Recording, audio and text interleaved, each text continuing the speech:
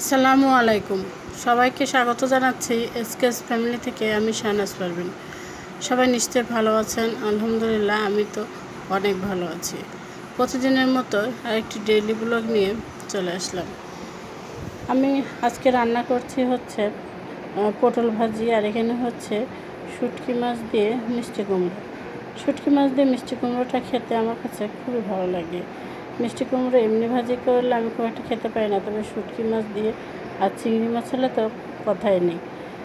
তো আজকে হচ্ছে শুটকি মাছ দিয়ে মিষ্টি কুমড়ো রান্না করবো। অল্প একটু মিষ্টি কুমড়ো ছিল, সেটাকে ভালো একটু শুটকি দিয়ে একটু মাখামাখি করি, তাহলে খেতে মজা লাগবে। তা আমি এখানে সব মশলাগুলো দিয়ে শুটকি মাছ সব একসঙ্গে দিয়ে একটু কষিয়ে নিয়েছি। তারপরে আমি এখানে পানি দিয়ে দিলাম।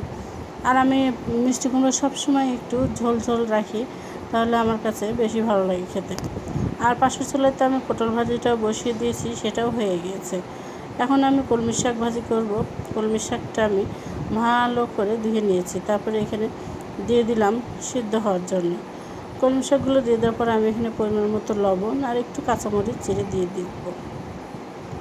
কলমি শাক আমি আগে ভাপ দিয়ে নিয়ে তারপরে হচ্ছে রসুন পেঁয়াজ আর কাঁচামরিচ দিয়ে তেলে দিয়ে দিব। আমার কাছে শাক তো খুবই ভালো লাগে, প্রতিদিনই আমি আর শাক ভালো লাগে, তবে এক একদিন এক একটা শাক হলে বেশি ভালো হয়। আর শাক না হলে মনে হয় যেন কতদিন হলো কিছু খাইনি এরকম। তো যে তরকারি থাকুক না কেন, শাকটা আমার কাছে থাকতেই হবে এবং খুবই ভালো লাগে আমার কাছে।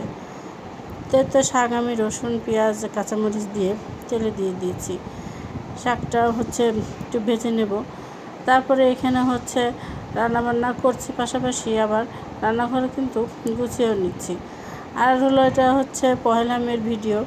পহেলা মে তো ছুটি ছিল, হাজব্যান্ড বাসা ছিল, সেজন্য হাজব্যান্ড বাসা থাকলে কাজে দেখা যায় অনেকটা দেরি হয়ে যায়।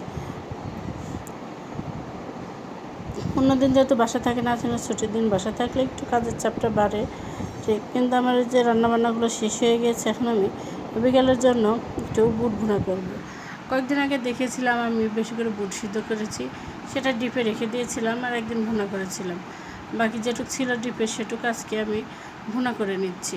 প্রথমে মশলাটা আমি কষিয়ে নিয়েছি, আদা বাটা জিরা বাটা, রসুনটা আমি একটু গোটা গোটা দিয়েছি। বুটে আমার কাছে গোটা রসুন দিলে মনে হয় বেশি ভালো লাগে। সব মশলাগুলো একসঙ্গে কষিয়ে নিয়ে আমি বুটটাও দিয়ে দিলাম, দিয়ে বুটটা আমি ভুনা করে নেব। বিকেলবেলায় দেখা যায় যে রান্নাঘরে আর আসতে ভালোই লাগে না, দুপুরে সেজন্য চেষ্টা করি বিকেলে নাস্তাটা করে রাখার জন্য। এই তো রান্নাবান্না শেষ করে ফ্রেশ হয়ে এখন আমরা খেতে বসবো। করলা ভাজি করেছি, এই তো পটল ভাজি ছোটো আলু দিয়ে।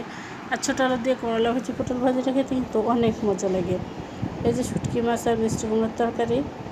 সবাই ভালো থাকবেন, আজ এই পর্যন্তই। আল্লাহ হাফেজ।